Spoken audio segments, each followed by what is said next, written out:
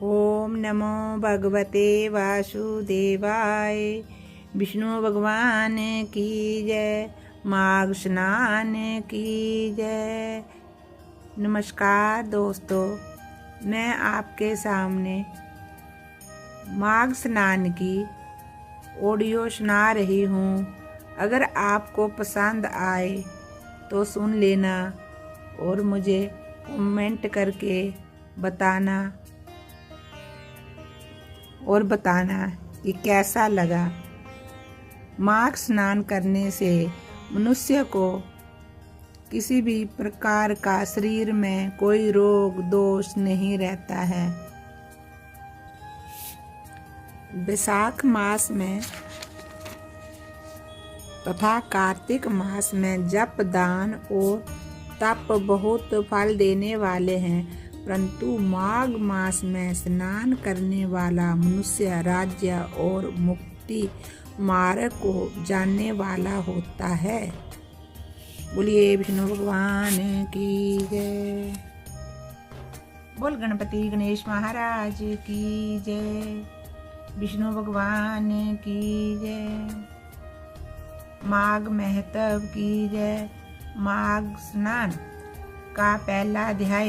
एक समय श्री सूत जी ने अपने गुरु श्री व्यास जी से पूछा कि हे गुरु महादेव जी, आप कृपा करके मुझसे माघ मास का महत्व कहिए, क्योंकि मैं आपका शिष्य हूँ। व्यास जी कहने लगे, हे सूत जी, एक समय राजा दिलीप यज्ञ के स्नान के पश्चात सुंदर वस्त्र पहनकर शिकार की सामग्री से युक्त कवच और शोभायमान भूषण पहनकर शिकार खेलने के लिए अपनी नगरी से बाहर आए। उनके दूत शिकार की तलाश में मृग, व्याघ्र, सिंह आदि जंतुओं की खोज में इधर उधर फिरने लगे। उसमें में वनस्पति अत्यंत शोभा को प्राप्त हो रही थी। वन में कहीं मोर नाच रहे थे, कहीं मृगों के समूह फिर रहे थे, कहीं गीदड़ अपना भयंकर शब्द कर रहे थे, कहीं गैंडों का समूह हाथियों के समान फिर रहा था, कहीं वृक्षों के कोटरों में बैठे हुए उल्लू अपना भयंकर शब्द कर रहे थे, कहीं सिंगों के पद चिन्हों के साथ घायल मृगों के रक्त से सब पृथ्वी लाल हो रही थी, कहीं दूध से भरी हुई थनों वाली गायें तथा भैंसों फिर रही थी, कहीं हरी लताओं और सुगंधित पुष्पों से वन की शोभा बढ़ रही थी, कहीं बड़े बड़े वृक्ष खड़े थे तो कहीं उन वृक्षों पर बड़े बड़े अजगर तथा उनकी केंचुलियां भी पड़ी हुई थी। उसी समय राजा के सिपाहियों के बाजे की ध्वनि सुनकर एक मृग वन से निकलकर भागने लगा और बड़ी बड़ी चौकड़ियां भरता हुआ आगे बढ़ा। तब राजा ने उनके पीछे अपना घोड़ा दौड़ाया। मृग कांटेदार घने वृक्षों के एक जंगल में जा घुसा। राजा ने भी उसी वन में प्रवेश किया, परंतु कुछ दूर जाकर मृग राजा दिलीप की दृष्टि से ओझल हो गया और कहीं छिप गया। राजा निर्जन वन में अपने सैनिकों सहित प्यास के मारे अति दुखित हो गया। दोपहर के समय अधिक मार्ग चलने से राजा का कंठ सूख गया और मुख मलिन हो गया। सैनिक भी थक गए और घोड़े रुक गए। थोड़ी दूर पर राजा ने एक बड़ा भारी सुंदर सरोवर देखा, जिसके चारों ओर घने वृक्ष थे।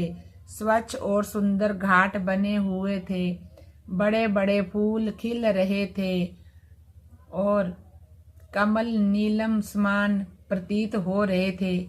इसका जल सज्जनों के हृदय के समान प्रतीत हो रहा था, जो स्वच्छ और पवित्र था।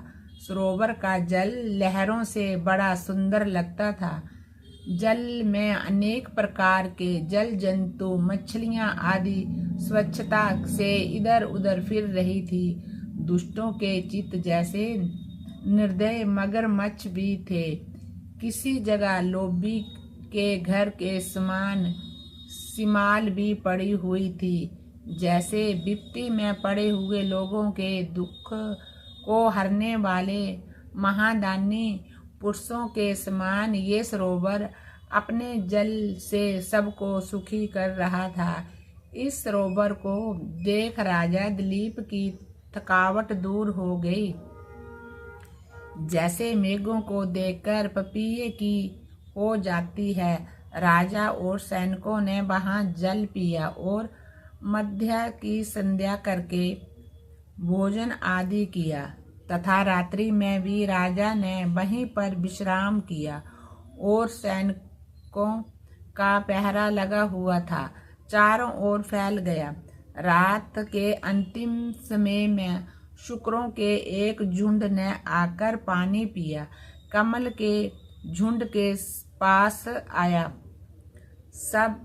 तब सब शिकारियों ने सावधान होकर उन पर आक्रमण किया और उनको मारकर कोलाहल करते हुए बड़ी प्रसन्नता के साथ उनमें से कुछ को लाकर राजा को सूचित किया। तब सबर ने नगर को प्रस्थान किया। राजा भी प्रातः हुआ देखकर उनके साथ ही नगर में आया। मार्ग में एक ऐसे तपस्वी को देखा जिसका शरीर तपस्या के कारण बिल्कुल सूख गया था। वे मृग चर्म तथा बलकल पहने हुए थे।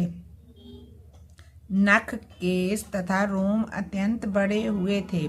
राजा ने ऐसे घोर तपस्वी को देखकर बड़े आश्चर्य से उनको प्रणाम किया और हाथ जोड़कर खड़ा हो गया। तब तपस्वी ने राजा से कहा कि राजन, तुम इस पुण्यदाता माघ मास में इस सरोवर को छोड़कर जाने की इच्छा करते हो। तब राजा कहने लगे कि महात्मन, मैं तो माघ मास की स्नान फल के बारे में कुछ भी नहीं जानता। कृपा करके आप विस्तार पूर्वक मुझको बतलाइए। बोलिए श्री विष्णु भगवान की जय, माघ महतब की जय।